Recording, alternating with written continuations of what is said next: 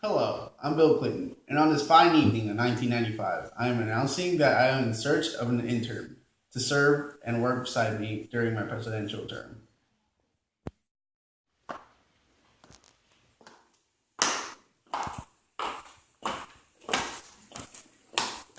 Hello, Mr. Clinton. 60 to 90 seconds, please. So, first question. What college do you attend? Lewis and Clark. Nice. What qualities do you have that make you best fit for this job? I'm a really hard worker and I'm very eager to please. Well, I like what I'm hearing. I'm just gonna say it right now. You're hired. Nice to have you. Hello, Bill. Oh, Brought you some papers. thank you. You're dismissed. Go. Monica, can you come in, please? Yes, I may, Mr. Clinton. Sorry. Can you come in?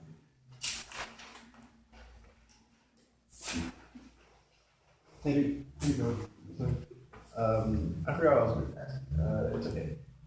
You're dismissed. Hey, Monica, can you come here, please? Coming, Bill.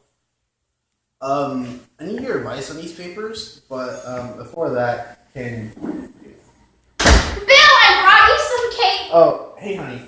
Monica, I'll call you later. Who was that? That is my intern. But anyways, thanks for the cake. I made it myself. Thanks, honey. Anyways, I have to finish these papers, but you can go back to our room, and I'll be there in a little bit. All right. See you, honey.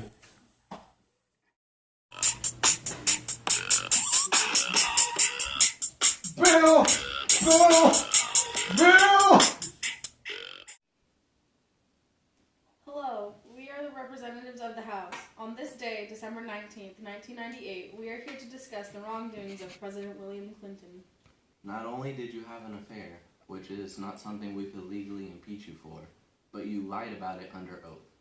It is for these reasons that we are voting to impeach you, William Jefferson Clinton, on the charges of perjury and obstruction of justice. All in favor say aye. Mr. Spector, Aye. Mrs. Stevens, I. you are now officially impeached by the House of Representatives, Mr. Clinton. This is interview number 1 with First Lady Hillary Clinton. So, Miss Clinton, how do you feel about this affair between your husband and Miss Lewinsky? Well, first of all, I'm really mad at Bill for letting that happen. And I just really want us to get past it. Like, go to marriage counseling and just put this behind us. Good for you. So, what will happen between you and Bill? I think we're just gonna move on past this.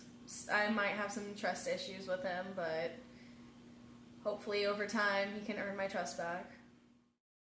This is interview number 2 with President William Clinton. So, Mr. Clinton, what were your original intentions when hiring Miss Lewinsky?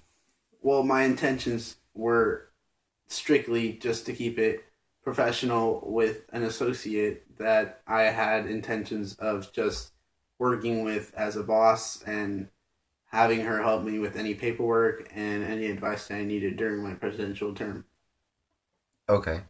Did you think this was going to be a hidden affair during the entirety of your presidency? Well, as a president of the United States of America, I hope to keep an integrity for all the citizens of America, and yes, I did hope to keep the affair a secret. Interview number 3 with Monica Lewinsky. So, Miss Lewinsky, why did you go through this knowing that Bill was married? I had a main attraction to Bill. He was beautiful. Okay. Do you think this will affect your life in the long run, though? Hopefully it will. Hopefully I'll see Bill again. This is Citizen Hernán Rodriguez. So, how do you view President Clinton now after this affair? I've lost some of my respect towards Mr. Clinton now after I've heard about the affair that occurred, and he's lost respect as the President of the United States. Pardon me. Rightfully so. Anyways, do you believe he should continue to be president? I believe that Mr. Clinton can eventually move away from this affair. So I would say, yeah, he can. I would say yes, he should continue to be the president of the United States. Thank you. Good afternoon, Mr. President. Good afternoon, Mr. Britton. My name is Robert Bittman. I'm an attorney with the Office of Independent Counsel. Mr. President, we are first going to turn to some of the details of your relationship with Monica Lewinsky that follow on your deposition that you provided in the Paula Jones case, as was referenced on January 17, 1998. The questions are uncomfortable, and I apologize for that in advance. I'll try to be as brief and direct as possible. Mr. President, were you physically intimate with Monica Lewinsky? Mr. Britton, I think maybe I can save that. You and the grand jurors, a lot of the time, if I read the statement, which I think will make it clear what the nature of my relationship with Miss Lewinsky was, how it related to the testimony I gave, what I was trying to do with the testimony, and I think it will perhaps make it possible for you to ask even more relevant questions from your point of view. And with your permission, I'd like to read the statement. Absolutely, please, Mr. President. When I was gone with Miss Lewinsky on certain occasions in early 1996 and once in early 1997, I engaged in conduct that was wrong. These encounters did not consist of sexual intercourse. They did not constitute sexual relations as I understood that term to be defined at my January 17, 1998 deposition. But they did involve inappropriate intimate contact. These inappropriate encounters ended at my insistence in early 1997. I also had an occasional telephone conversation with Miss Lewinsky that included inappropriate sexual banter. I regret that what began as friendship came to include this conduct, and I take full responsibility for my actions. While I will provide the grand jury whatever other information I can, because of privacy considerations affecting my family, myself, and others, and in an effort to preserve the dignity of the office I hold, this is all I will say about the specifics of these particular matters. I will try to answer, to the best of my ability, other questions, including questions about my relationship with Miss Lewinsky, questions about my understanding of the term sexual relations as I understood to be defined at my January 17, 1998 deposition, and questions concerning alleged subordination of perjury, obstruction of justice, and intimidation of witnesses. That, Mr. Bittman, is my statement. Thank you, Mr. President. And we would like to take a break. Would you like to have this? Yes, please. As a matter of fact, why don't we have that marked as Grand Jury Exhibit WBAC-1PH? So are we going to take a break? Yes, we'll take a break. And we have the camera off now, please. As I indicated to you informally beforehand, this grand jury session today is for you to answer questions from the grand jurors. And so without any further ado, I will ask the grand jurors if they have any questions of Miss Lewinsky.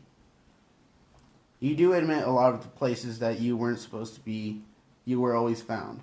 You do admit that there were things that you were doing in order to see him that they were feeling that was going against the rules of the White House? Yes and no. There weren't really any of these staffers who saw me in the places that I wasn't supposed to be, and that was part of considering the relationship. Does that make sense? I made an effort to try to have interactions with the president, and I think that's what disturbed most of the staffers. As I passed by him, he would always wave to me. Just follow up on that. Sure. If they didn't see you, well, how did they know? I don't know what they knew.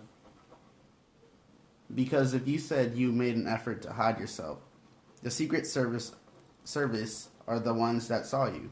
Mm-hmm. I, Chief Justice William Rehnquist, and the Senate have been conducting the impeachment trial of President Bill Clinton since January 7, 1999. We have listened to all of the testimonies, and now on February 12, 1999, with a vote of 55 to 45 on the charge of perjury and 50-50 on obstruction of justice. We have acquitted President Clinton on all charges. Hello, I'm Bill Clinton. I'm here to deeply apologize to all the citizens of the United States of America. My actions these past months and years have caused a huge embarrassment to all of the citizens of the United States of America. Once again, I would like to apologize. Hello, I'm Bill Clinton. And I'm Hillary. Vote for me 2016. Get it.